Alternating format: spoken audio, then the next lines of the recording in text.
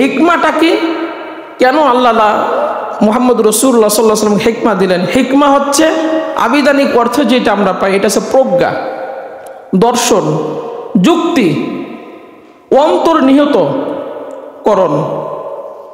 আমরা হিকমাটা যদি বুঝি যে হিকমাটা কি, হিকমা হচ্ছে গভীর অন্তর্দৃষ্টি, বিচক্ষণতা, বুদ্ধিমত্তার সমষ্টি হচ্ছে হিকমা।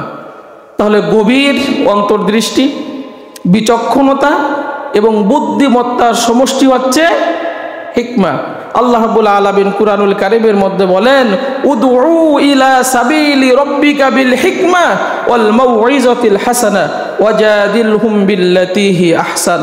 তোমরা যখন মানুষকে ডাকবা তখন এই হিকমার সাথে ডাকবা, এই প্রজ্ঞা নিয়ে ডাকবা, এই বুদ্ধিমত্তা নিয়ে ডাকবা, গভীর অন্তর চিন্তা নিয়ে ডাকবা, বিচক্ষণতা নিয়ে মানুষকে তোমরা কৌশল করে মানুষকে তোমরা আল্লাহর দিকে নিয়ে আসবা।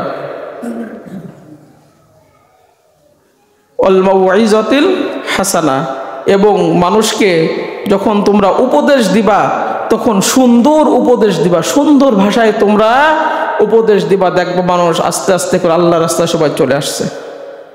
এই হিকমা, এই প্রজ্ঞা, এই গভীর অন্তর চিন্তা আল্লাহ রাব্বুল আলামিন মুহাম্মদুর রাসূলুল্লাহ সাল্লাল্লাহু আলাইহি সাল্লামকে দিলেন। বিচক্ষণতা মুহাম্মদুর রাসূলুল্লাহ সাল্লাল্লাহু আলাইহি সাল্লামকে আল্লাহ রাব্বুল আলামিন দিলেন, এবং গভীর বুদ্ধিমত্তা আল্লাহ রাব্বুল আলামিন মুহাম্মদুর রাসূলুল্লাহ সাল্লাল্লাহু আলাইহি সাল্লাম হাট বের করে জমজমের পানি দিয়ে ধুয়ে আল্লাহ রাব্বুল আলামিন এই হিকমাটা মুহাম্মদুর রাসূলুল্লাহ সাল্লাল্লাহু আলাইহি সাল্লামের হাটের মধ্যে স্থাপন করে দিলেন।